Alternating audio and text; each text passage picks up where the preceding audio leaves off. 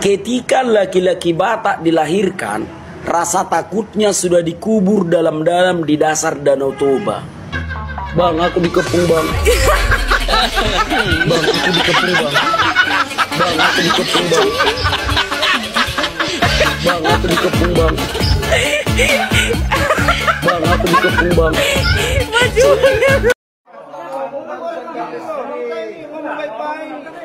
Tadi abang barusan bilang resmi, nggak resmi. Kita mau baik-baik loh. Jangan nantang, Pak. Iya. Mau apa? Jangan nantang. Saya kan iya. Jadi kok abang maksudnya apa? Jangan gitu. Masalah Kalau kan main kita. mau apa? Main kita. Abang mau apa mau? Main kau yo. Nasi goreng kau itu kejar. Tahu. Kau lah, asal kau buat gini. Melayang kau main kita ayo.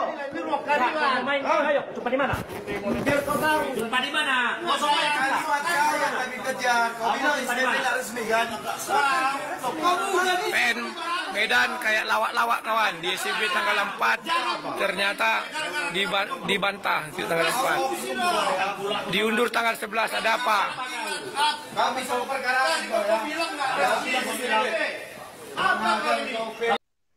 Assalamualaikum warahmatullahi wabarakatuh. Berjumpa lagi dengan Jadi HMC ya, channel yang mengedukasi dan menghibur. Di kesempatan kali ini kita akan membahas banyak hal yang seru karena saya sedang bersama dengan Gus Handi ya, teman lama yang sudah lama tidak muncul nih teman-teman. Bagi teman-teman pasti banyak yang rindu untuk mendengarkan nasihat dari saudara kita Gus Handi. Ya, assalamualaikum Gus. Waalaikumsalam.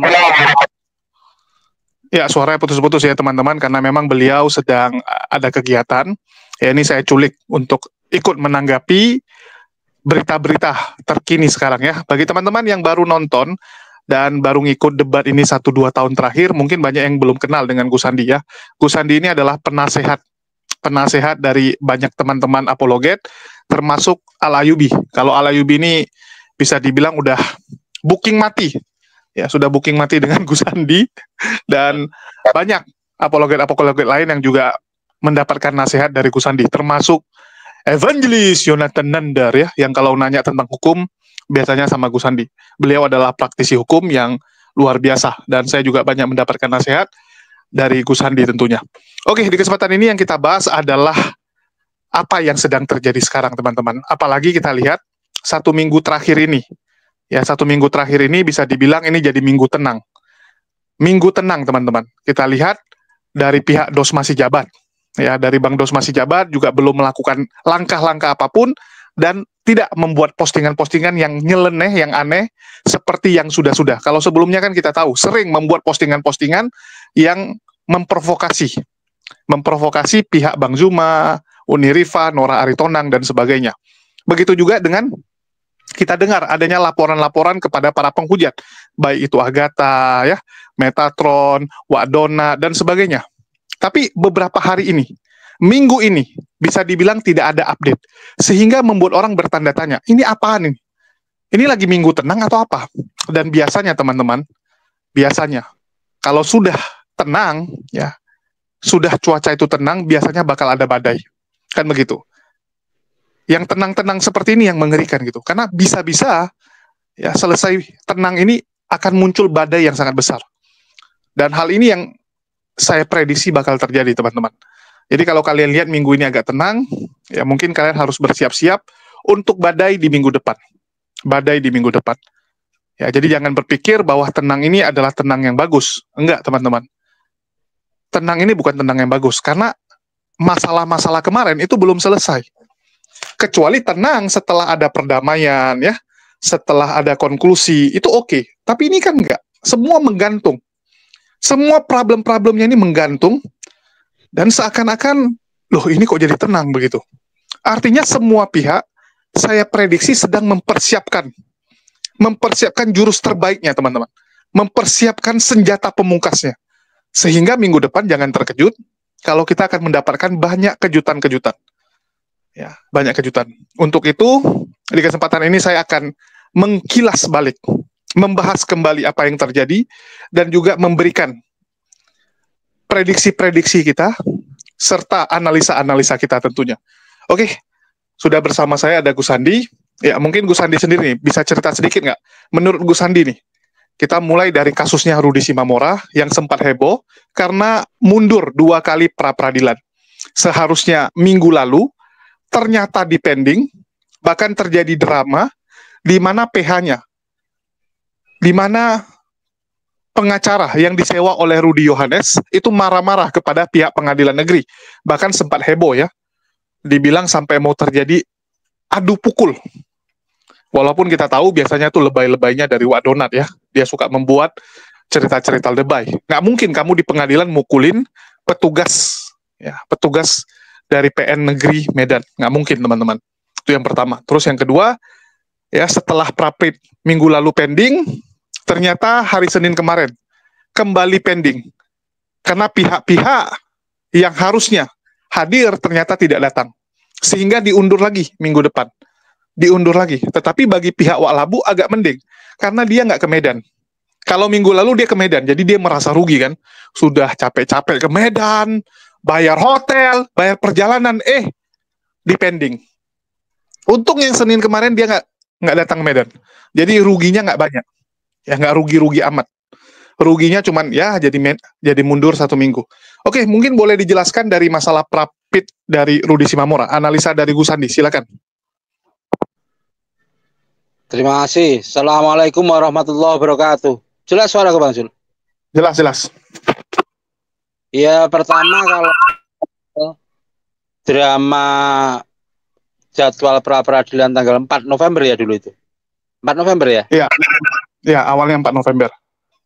Itu sebenarnya jadwal resmi. Itu hanya jadwal yang terpampang di SIPP. SIPP itu hanya sebatas alat informasi, alat bantu informasi lah. Tetapi kalau mengenai penjadwalan secara resmi itu biasanya melalui relas panggilan. Jadi kalau saat itu dari tim Rudi Simamora meyakini persidangan akan digelar pertama kali tanggal 4 November, itu menurutku tidak tepat. Sebelum mereka benar-benar mendapatkan relas panggilan dari Pengadilan Negeri Medan. Biasanya begitu. Relas panggilan itu pasti menyebutkan kapan pelaksanaan sidang dalam perkara apa, dan itu biasanya diberikan paling lambat 3 hari sebelum hari sidang. Jadi kalau dulu belum pernah dapat relas panggilan itu belum bisa dikatakan sidang itu fix tanggal 4 November, belum. Itu hanya informasi di SIPP. SIPP itu hanya sebatas alat bantu informasi, bukan panggilan resmi. Kalau yang kedua kemudian tanggal 11 itu resmi kan itu. Makanya nggak heran kalau Rudi Yohanes itu sempat menampilkan panggilan sidang tanggal 11 November. Nah itu baru resmi. Makanya dulu aku ngelihat itu ya ketawa-ketawa aja. Sampai ada drama ramai di PN Medan. Nah, pertanyaannya mereka saat datang itu udah kantongi panggilan apa belum? Kan begitu Bang Zul. Nah, kalau yang tanggal 11 kemarin memang sudah ada panggilan dari PN Medan untuk pra-peradilan tanggal 11 November. Kemudian yang perlu diingat, termohon itu nggak hadir itu hal biasa. Di persidangan pertama itu hal biasa tidak hadir. Jadi tidak ada pelanggaran hukum acara, itu tidak ada. Biasa kalau di pengadilan itu dalam sebuah permohonan atau sebuah gugatan itu termohon atau tergugat tidak hadir di persidangan yang pertama itu biasa. Yang penting jangan sampai tidak hadir 2 kali berturut-turut. Kalau tidak hadir 2 kali berturut-turut atau dalam kasus-kasus tertentu itu 3 kali berturut-turut, persidangan akan tetap dilanjutkan tanpa kehadiran termohon atau tergugat. Itu dalam perkara yang secara umum. Jadi penundaan dari tanggal 11 November menjadi 18 November itu hal biasa, bukan pelanggaran hukum acara. Karena kalau saat itu termohon tidak hadir akan dipanggil sekali lagi untuk hadir di persidangan 18 November. Tidak ada pelanggaran hukum acara, tidak ada drama apapun kok. Ini hal biasa. Karena kalau termohonnya itu institusi ya, dalam hal ini kalau nggak salah Polrestabes Medan ya, tentu mereka akan menyiapkan surat tugas atau surat kuasa kalau menunjuk profesional dari advokat. Kalau dari lingkup divisi hukum sendiri ya, dari bagian hukum sendiri itu cukup surat tugas dari Kapolresnya. Begitu Bang Jul. Jadi ini hal biasa. Toh nanti perhitungan 7 hari harus sudah putusan itu akan dihitung sejak dibacakannya permohonan. Begitu Bang Jul. Oke, yang jadi pertanyaan ini, kalau sempat nih, ini kan kemarin dibahas sama PC The King. Dikatakan kalau sebelum sidang pra-peradilan ada putusan, sudah P21, apakah artinya pra-peradilan itu jadi tidak berguna? Gus? Bukan begitu. Batasannya itu bukan. Tapi batasannya. Ya, suaranya. Ya, putus-putus, agak putus-putus. Ya, silakan. Udah lancar nih, Gus. Siap. Batasannya itu bukan saat P21. Tetapi ketika perkara itu dimulai. Oh, tunggu Gus. Suaranya agak putus-putus, mungkin ku perjelas. Artinya nggak ada masalah walaupun sudah putusannya P21. Artinya dari pihak kepolisian sudah melimpahkan ke jaksa, itu nggak masalah, tetap ada pra-peradilan gitu ya Gus ya? Iya. Nanti baru dianggap gugur atau digugurkan. Semisal JPU sudah pengadilan sudah memulai. Oke, jadi kalau JPU sudah berhasil menuntaskan dan membawa ini ke persidangan, maka pra-peradilan gugur ya kalau belum ada putusan ya. Dan di persidangan itu sudah mulai dibacakan dakwaannya ya gugur. Kalau masih dijadwal, masih dilimpahkan, kemudian dijadwal belum. Kan pelimpahan dari JPU sampai jadwal sidang itu kan memakan waktu Bang Jun. Jadi intinya kalau pokok perkara sudah mulai diperiksa, itu ditandai dengan pembacaan dakwaan, ya sudah gugur itu pra-peradilannya. Gitu Bang Jul. Itu bukan tahap itu. Masih sempat sebenarnya pra-peradilan Rudy Simamora ya kalau kita lihat dengan kondisi saat ini. Ya belum tentu. Tergantung kecepatan dari penyidik dan penuntut umum. Kalau penyidiknya misalkan berkas perkara sudah lengkap, kemudian tersangka sudah diserahkan ke JPU, itu kan nanti dari JPU itu ke tahap penuntutan kan JPU akan melimpahkan ke pengadilan untuk menjadwal persidangan. Itu ya tergantung dari penyidik dan JPU-nya Bang Jul. Oke, siap. Tapi kan pra-peradilan kalau hari Senin besok mulai, dalam 1 minggu harusnya sudah ada jawaban kan? Bukan sudah ada jawaban, tapi dalam 1 minggu itu sudah ada putusan. Sudah ada putusan. Di Selasa depannya lah, paling lambat itu sudah ada putusan. Dan ini memang debatable. Ada beberapa hakim pra-peradilan yang menghitung 7 hari itu termasuk hari Minggu juga dihitung. Tetapi yang lebih tepat itu sebenarnya yang dihitung itu hari kerjanya sebenarnya. Cuman ya prakteknya beda-beda. Tapi prediksiku ya paling lambat Selasa itu sudah ada putusan soal pra-peradilan. Itu Bang Jun. Oke, dari Gus Andi sendiri nih melihat pra-peradilan Rudy Simamora, apakah lebih condong dikabulkan atau digugurkan? Pertanyaan bukan begitu. Lebih condong dikabulkan atau ditolak kan begitu? Atau ditolak. Ya, kalau menurutku ya kemungkinan besar pra-peradilannya ditolak. Karena aku yakin penyidik pasti sudah profesional dalam melakukan penyelidikan maupun penyidikan, dan sudah aku yakini pasti setidaknya 2 alat bukti itu sudah terpenuhi Bang Jun. Apalagi dalam hal ini kan kita tahu sendiri bahwa Rudy Simamora itu pernah terjerat pada kasus yang sama. Jadi seorang residivis lah. Itu mudah sekali untuk menyimpulkan adanya mens rea atau niat jahatnya Bang Jun. Jadi menurutku ini pra-peradilannya akan ditolak. Kemudian kalaupun Bang Jul, ini makanya aku bilang ini dari beberapa waktu yang lalu aku bilang sia-sia ini. Kalaupun nanti dikabulkan pra-peradilan, kalau yang dipersoalkan itu hanya soal keabsahan penyidikan terkait dengan waktu-waktu pemeriksaannya, itu nanti ya sia-sia aja Bang Jul. Karena kalau hanya soal itu, andaikan saja ya, meskipun kemungkinannya kecil, pra-peradilan dikabulkan misalkan, itu penyidik masih berhak mengulangi lagi kok itu. melakukan penyidikan kembali, menetapkan tersangka lagi kalau memang terpenuhi 2 alat bukti. Jadi sia-sia Bang Jul. Mending kataku ya masuk aja di pokok perkara. Rugi ini sia-sia. Apalagi kan sebenarnya pra-peradilan ini gratis loh Bang Jul. Enggak dipungut biaya apapun dari negara. Kalau sampai habis puluhan juta, ratusan juta ya silakan dipikir sendiri untuk apa itu. Ya, itu sempat dipertanyakan sama PC The King ya. Grupnya PC The King mempertanyakan kepada pihaknya Rudy Yohanes sebagai orang yang mengelola, ya sekaligus orang yang mengumpulkan donasi buat Rudy Simamora. Bahkan dikatakan untuk pra-peradilan itu mereka mengalokasikan sampai 100-an juta ya. Kalau tidak salah 150 juta dibilang. Dan itu hanya pra-peradilan yang notabene tadi sudah Gusan dijelasin. Kalaupun dikabulkan, artinya yang bermasalah adalah prosedurnya.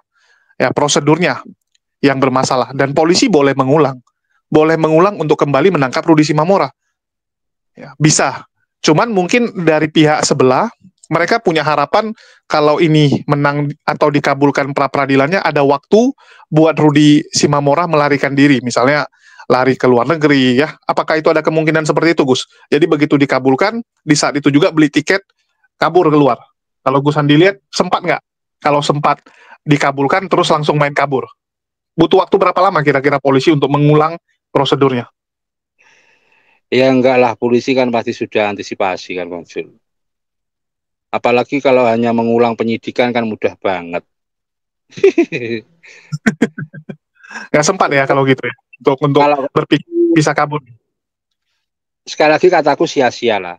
Mending jalani persidangan pokok perkara, ikuti metode atau cara yang pernah dilakukan Ustadz Yahya Walauni. Datang saja, mengakui bersalah, minta maaf.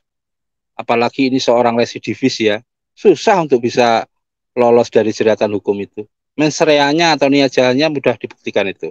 Mending di persidangan ngakui bersalah, mohon maaf, minta keringanan hukuman. Meskipun kalau residivis ya tentu hukumannya pasti akan lebih berat dari yang pernah dilakukan. Itu lebih efektif daripada pra-peradilan, kemudian bikin pledoi minta bebas. Itu satu ekspektasi yang berlebihan lah. Berlebihan, ngabisin pikiran, ngabisin biaya, dan lain sebagainya. Mending kayak Ustadz Yahya Walauni. Sekali lagi Bang Jul, kalau menurutku ya pra-peradilan ini akan sia-sia saja menghabiskan waktu dan pikiran, dana yang begitu besar. Padahal kalau Bang Jul baca di putusan pra-peradilan itu menghukum titik-titik untuk membayar biaya perkara sebesar nihil. Jadi nggak ada biayanya Bang Jul. Itu Bang Jul. Ya, tapi kan mereka mengatakan biaya untuk pengacara. Bahkan kalau nggak salah, untuk pra-peradilan aja Rudy Yohanes menyiapkan 7 pengacara. Ya, bayangkan 7 pengacara yang harus didatangkan dengan biaya tidak sedikit, fee-nya lumayan, dan nginap di hotel juga, dan sebagainya ya, luar biasa. Ya, mungkin karena lagi banyak duit ya. Kalau lagi banyak duit, ya suka-suka dia lah. Dia mau pakai uangnya untuk makan apapun ya terserah gitu ya. Misalnya dia bilang, untuk restoran kita alokasikan 100 juta karena yang kita makan adalah misalnya dari Afrika langsung dibawa dagingnya, ya terserah dia lah, uang mereka juga. Cuman tadi kita sayangkan bahwa yang namanya prapit untuk kasus seperti ini agak susah, apalagi ujung-ujungnya pengadilan akan melihat niat kan. Kan hukuman itu tergantung mensreanya, niatnya. Seorang residivis tentu saja orang akan membaca bahwa niatnya itu untuk mengolok-ngolok atau menghina itu lebih tinggi, lebih besar daripada orang yang belum pernah. Ya, itu yang pertama. Terus saya mau nanya juga nih Gus, masalah penerapan pasalnya nih, karena kita tahu UU ITE ini kan ada 2 nih yang bisa diterapkan kepada si Rudy Simamora ya. Yang pertama adalah UU ITE murni, artinya membuat kericuhan. Yang satu lagi adalah membuat keonaran ya, yang pernah disangkakan atau pernah didakwakan kepada si siapa? Kosman bin Sunet ya. Jadi teman-teman harus tahu nih, ada dua pasal yang berbeda. Yang satu murni ya, SARA, UU ITE SARA. Satu lagi adalah membuat keonaran. Dan si Kosman bin Sunet itu dulu diterapkan pasal berapa tuh Gus yang untuk membuat keonaran, memprovokasi dan membuat keonaran? Kalau nggak salah ya 28 ya, 28 ayat 3. 28 ayat 3. Ya, Ya, menurut Gus, apakah si Rudi Simamora cocok diterapkan dengan pasal itu membuat keonaran? Karena kita lihat ini kan sudah kedua kalinya gitu. kalau menurutku ya objektif aja.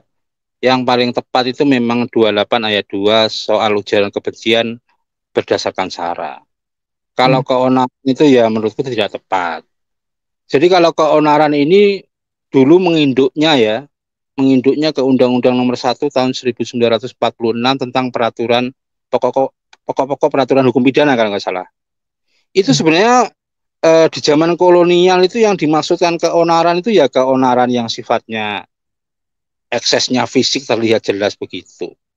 Kalau hanya kegaduhan di media sosial itu kan menurutku bukan onar yang dimaksud di undang-undang saat itu.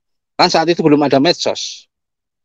Iya, tapi kan apa yang dilakukan si Rudi Simamora ini udah membuat di Medan itu agak gaduh, Gus. Bahkan kemarin itu ya, beberapa minggu yang lalu itu dari pihak Polda kalau tidak salah, itu sampai memanggil pemuka agama ya dari Islam maupun Kristen untuk meredam ketegangan di tengah masyarakat karena dianggap ini sudah mulai tegang nih gara-gara kasus Rudi Simamora.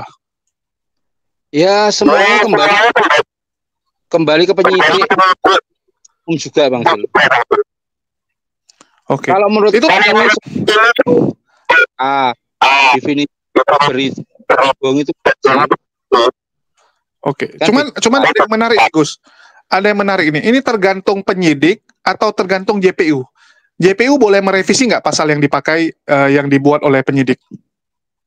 boleh Bang Sul, tapi revisi Artinya ya. atau perbaikan pasal itu biasanya ditentukan ketika Gus, suaranya putus, Gus. Agak susah nih, Gus. Coba dicari ke lokasi yang pas karena Gus Andi lagi di mobil ya, teman-teman. iya. Ini Bang. Halo?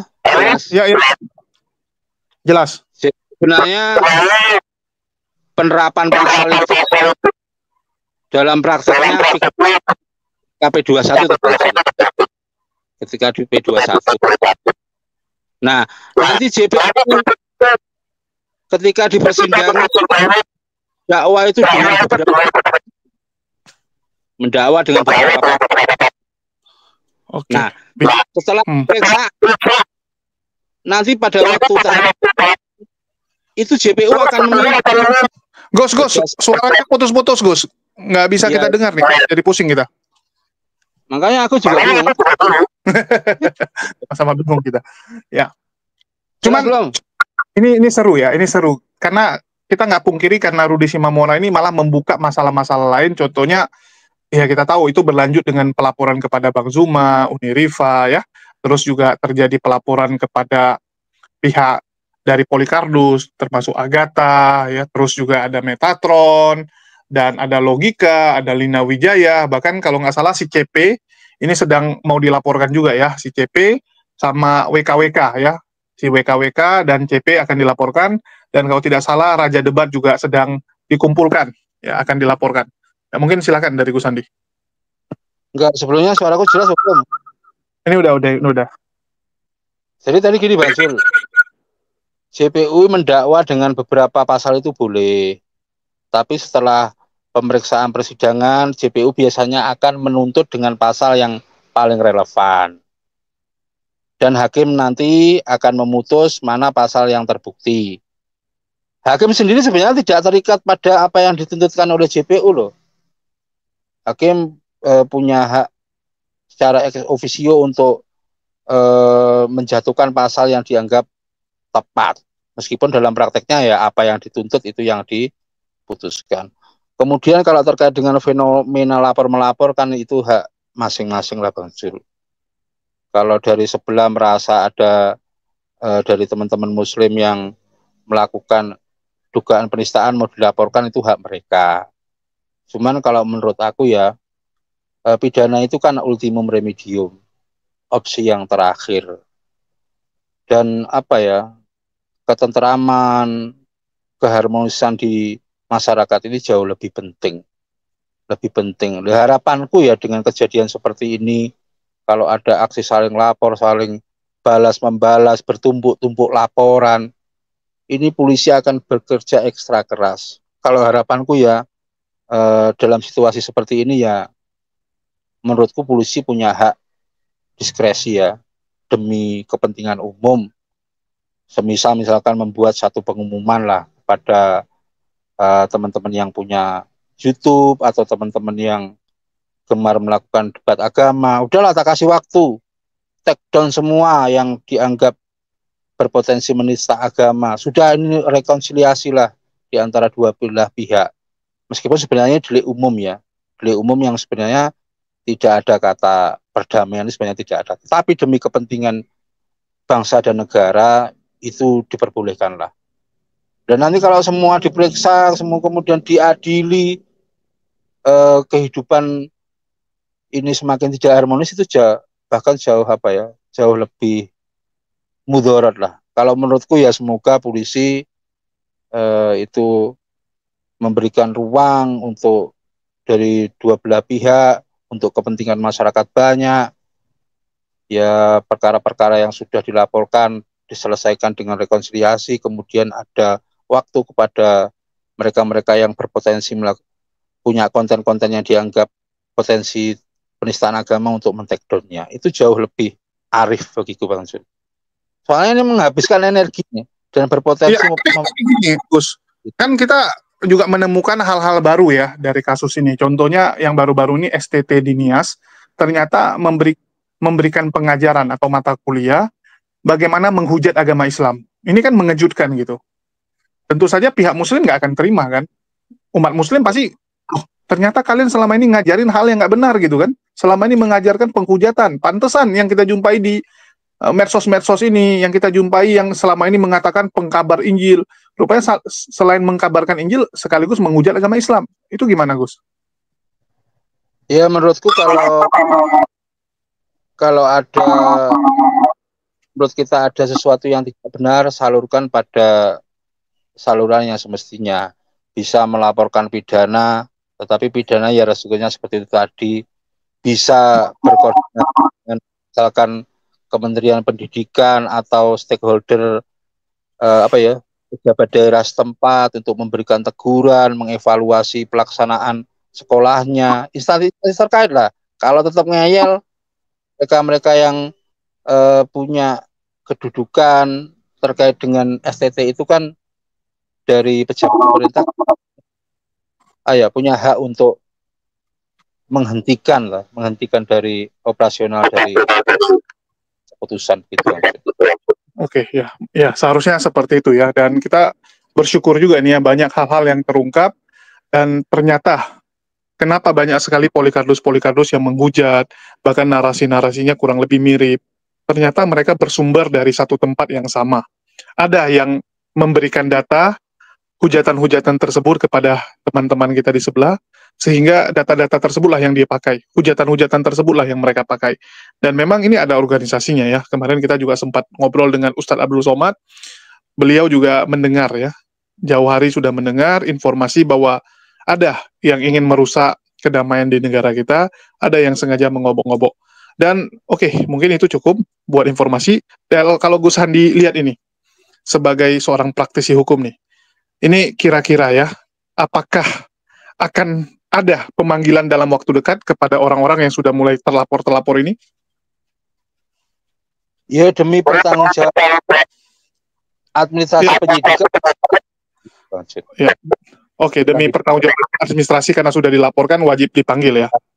Tetapi terkait dengan kecepatan proses perkaranya ya kita nggak tahu, pertimbangan penyidik kan banyak.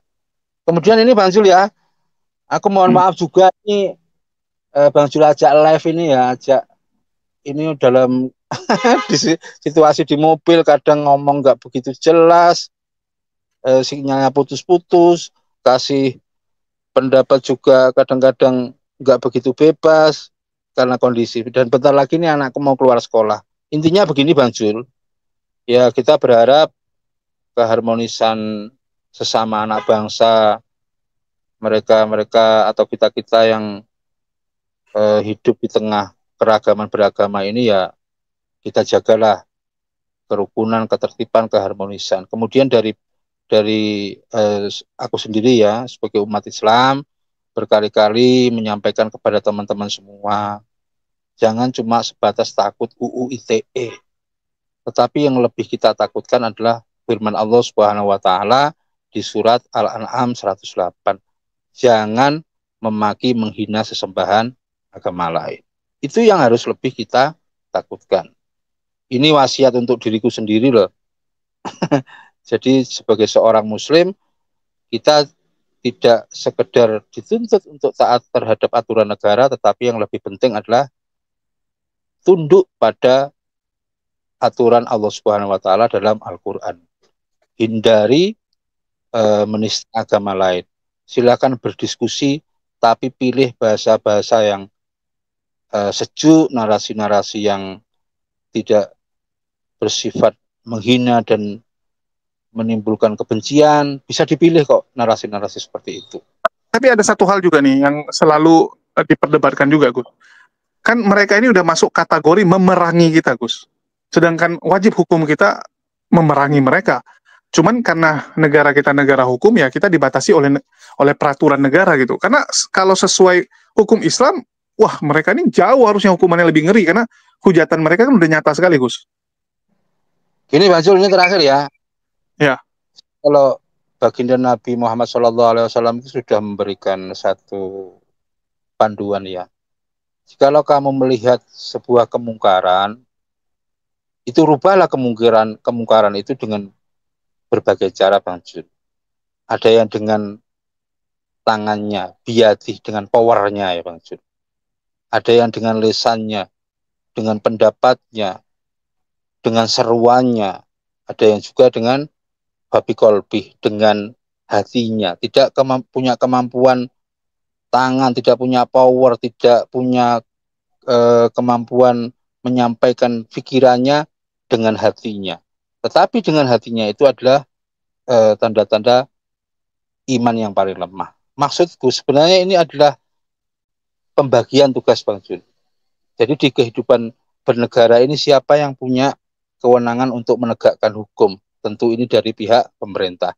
Kita masyarakat sipil ini hanya bisa menyeru, menyalurkan lewat saluran-saluran yang semestinya, salurkan penegakan hukum atau aspirasi di instansi manapun yang terkait. Tetapi untuk menegakkan hukum, melakukan penertiban itu adalah domainnya dari pemerintah Bang Jun. Jadi itu sebenarnya Nabi itu luar biasa.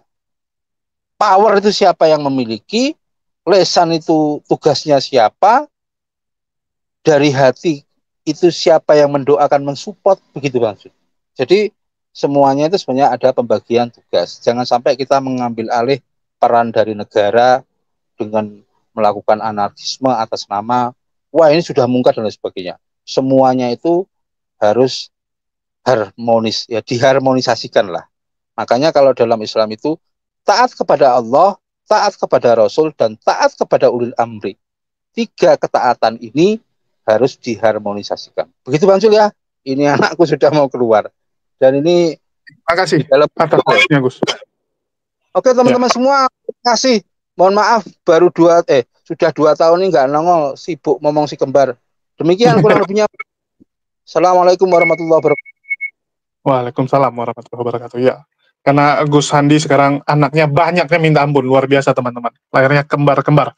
Oke, jadi itu yang bisa kita sampaikan. Dan sekali lagi teman-teman ya, karena saya cukup dekat dengan teman-teman ya, terutama Bang Zuma. Bang Zuma itu udah seperti abang saya lah. Ya, sudah seperti abang saya, dan beliau biasanya kalau apa-apa juga sering konsultasi. Bahkan bisa dibilang belakangan ini hampir setiap hari nelepon. Baik itu sendirian maupun sama Kores dan sebagainya ya, nanya pendapat, nanya masukan, dan beberapa langkah-langkah yang mau diambil. Dan ya, saya mendapati beberapa hal bahwa ya kembali, kalau memang niatnya damai, yuk sama-sama ya. Bang Zuma juga sudah menyerukan, kalau memang niatnya itu untuk damai, mari kita sama-sama duduk bareng, sama-sama kita bahas, sama-sama kita tentukan. Kalau mau diskusi yang seperti apa, koridornya seperti apa, aturannya seperti apa.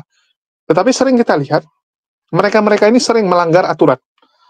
Dengan alasan apa? Oh, yang buat perjanjian itu kemarin bukan saya. Itu grupnya Ones. Saya nggak terima. Itu orang Ones yang buat perjanjian. Begitu juga nanti kalau kita buat aturan dengan orang-orang Tritunggal, misalnya grupnya Pak Bom Bom. Ya, grupnya Pak Bom Bom. Maka nanti grup-grup yang lain seperti timnya PC The King dan yang lain bilang, "Oh enggak, itu tidak mewakili apologet Kristen. Itu hanya mewakili kelompok mereka." Nah, begitu juga dengan yang lain-lain, teman-teman. Jadi kadang-kadang yang membuat kita bingung nih, kita maunya ya kita buat perdamaian ini sama siapa gitu. Kalau di Muslim jelas. Walaupun kadang-kadang kita harus akui ada gesekan-gesekan kecil.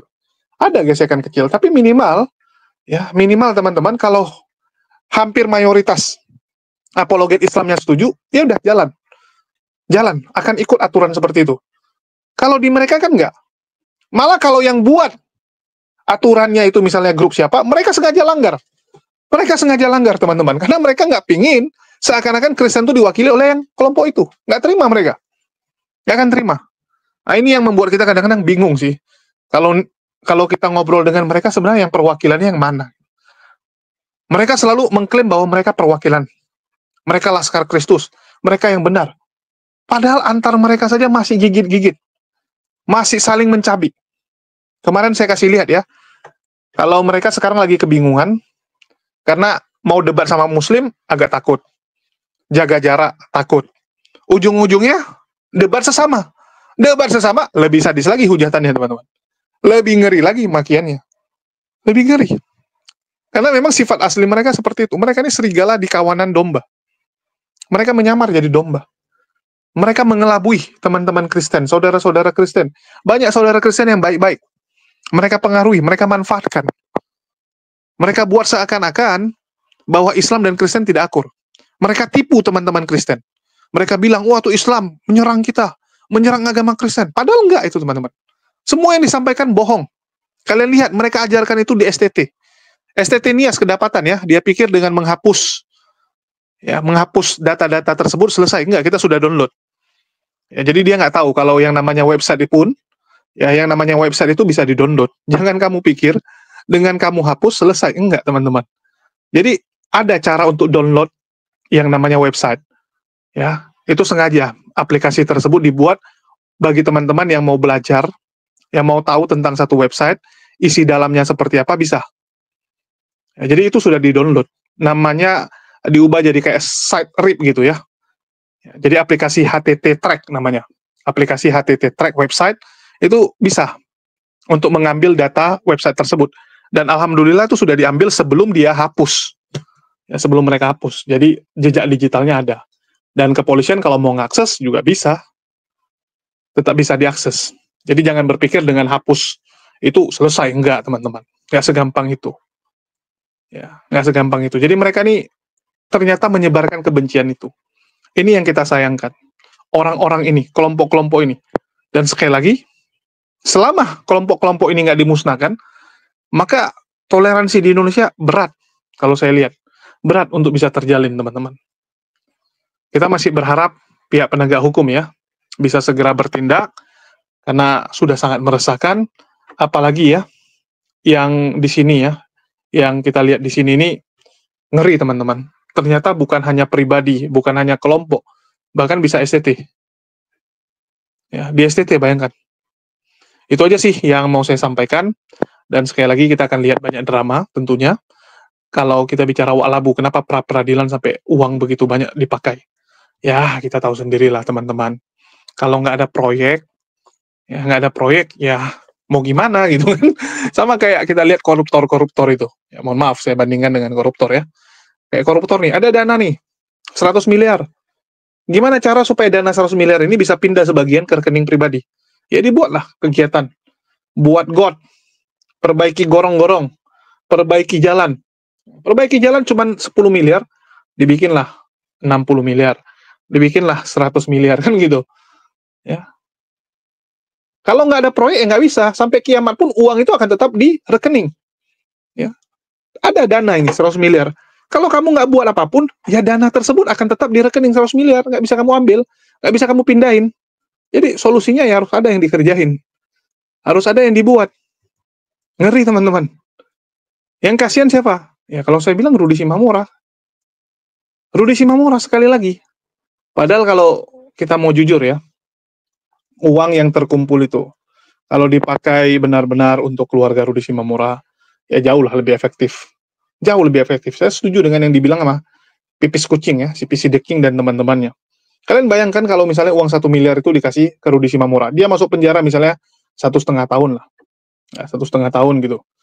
Artinya sebulan itu kurang lebih mau 80-90 juta kan, sebanding dengan 80-90 juta. Dia di luar saja dengan menghujat, ya dengan hujatan dia selama ini, paling dapatnya berapa sih? Ya memang menghujat Islam tuh ngeri pendapatannya, tapi kan dia belum kelas seperti Agatha, belum sekelas Ki Ahmad, belum sekelas senior-seniornya. Kalau sekelas Rudi Shimamura paling berapa sih? 20, ya, 15-20 juta, paling ya. Kalau kita bandingkan dengan yang selevel sama dia. Kalau kayak udah Agatha, ya udah di atas 50, udah 100-an. Ya, Mikana udah di atas 50 juga. Kalau Rudi Shimamura cuma berapa gitu? Dengan 80 juta per bulan dari uang donasi itu ke dia, udah jauh lebih senang hidup keluarganya dibandingkan dengan dia di luar. Dan uang itu dipakai pula untuk yang seperti ini, sesuatu yang, ya mohon maaf, menurut kita sia-sia. Ya pra-peradilannya sia-sia, nanti juga di persidangan juga sia-sia gitu. Karena dia sudah pernah kena, teman-teman. Mainstreamnya jelas. Lebih bagus dia minta maaf, ya berjanji tidak akan mengulangi lagi, tunjukkan etika baik, ya selesai. Daripada dia melakukan segala macam bentuk pembelaan. Segala macam pembelaan dari orang yang pernah melakukan tersebut. Beda, teman-teman. Ini ibaratnya gini. Ya, kalian punya satu karyawan, ini dulu pernah nipu nih, udah pernah ketahuan nipu besar. Dia bilang, enggak Pak, saya sekarang udah tobat, enggak gitu lagi. Enggak Pak, saya enggak melakukan itu. Dibandingkan dengan satu karyawan yang enggak pernah nipu, tiba-tiba kalian dapati dia menipu, terus dia bilang, enggak, saya enggak nipu. Beda enggak? Orang yang pertama sama orang yang sudah pernah lakuin, pasti beda. Kamu mau lakukan pembelaan apapun, dengan pengacara apapun ya, apalagi ini kasusnya viral, heboh. Kasusnya udah besar.